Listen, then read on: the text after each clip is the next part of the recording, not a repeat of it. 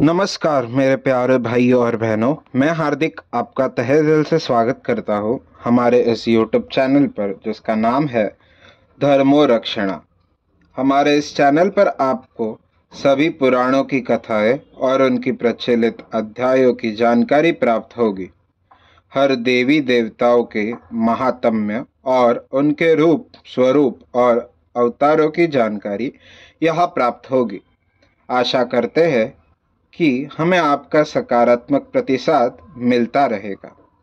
हर हर महादेव।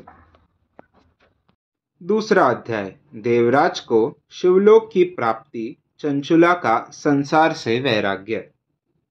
श्री शौनक जी ने कहा, आप धन्य है सूत जी, आप परमार्थ तत्व के ज्ञाता है। आपने हम पर कृपा करके हमें यह अद्भुत और दिव्य कथा सुनाई है।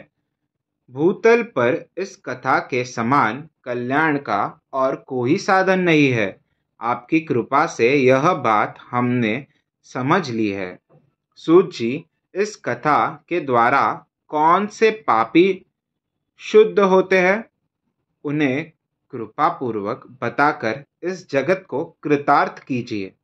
सूत जी बोले, मुने, जो मनुष्य पाप, दुराचार तथा काम, क्रोध, मद, लोभ में निरंतर डूबे रहते हैं, वे भी शिवपुराण पढ़ने अथवा सुनने से शुद्ध हो जाते हैं तथा उनके पापों का पूर्णतया नाश हो जाता है।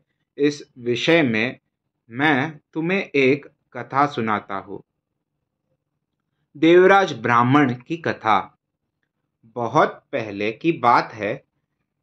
किरातों के नगर में देवराज नाम का एक ब्राह्मण रहता था। वह ज्ञान में दुर्बल, गरीब, रस बेचने वाला तथा वैदिक धर्म से विमुख था। वह स्नान संध्या नहीं करता था तथा उसमें वैश्यवृत्ति बढ़ती ही जा रही थी। वह भक्तों को ठगता था। उसने अनेक मनुष्यों को मारकर उन सब का धन हड़प लिया था। उस पापी ने थोड़ा सा भी धन धर्म के काम में नहीं लगाया था। वह वैश्यागामी तथा आचार भ्रष्ट था। एक दिन वह घूमता हुआ देवयोग से प्रतिष्ठानपुर जूसी प्रयाग जा पहुंचा। वहां उसने एक शिवालय देखा जहां बहुत से साधु महात्मा एकत्र हुए थे। देवराज वहीं ठहर गया।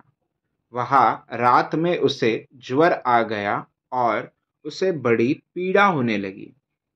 वहीं पर एक ब्राह्मण देवता शिवपुराण की कथा सुना रहे थे।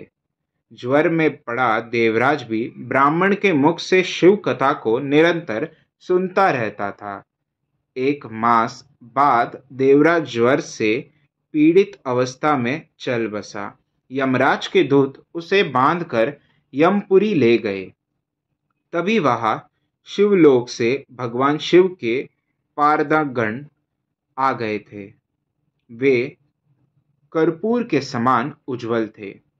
उनके हाथ में त्रिशूल, संपूर्ण शरीर पर भस्म और गले में रुद्राक्ष की माला उनके शरीर की शोभा बढ़ा रही थी।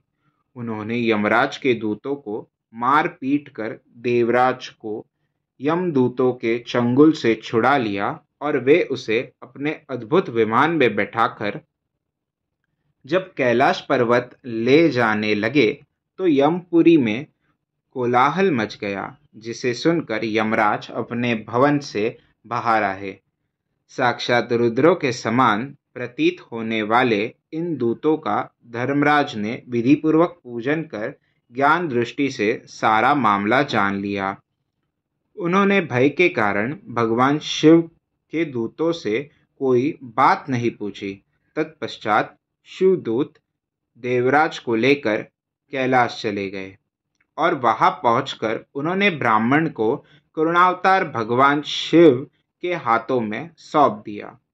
शौनक जी ने कहा, महाभाग सूत जी, आप सर्वज्ञ हैं। आपके कृपा प्रसाद से मैं कृतार्थ हुआ। इस इतिहास को सुनकर मेरा मन आनंदित हो गया। अतः भगवान शिव में प्रेम बढ़ाने वाली दूसरी कथा भी कही है। अध्याय 2 समाप्त।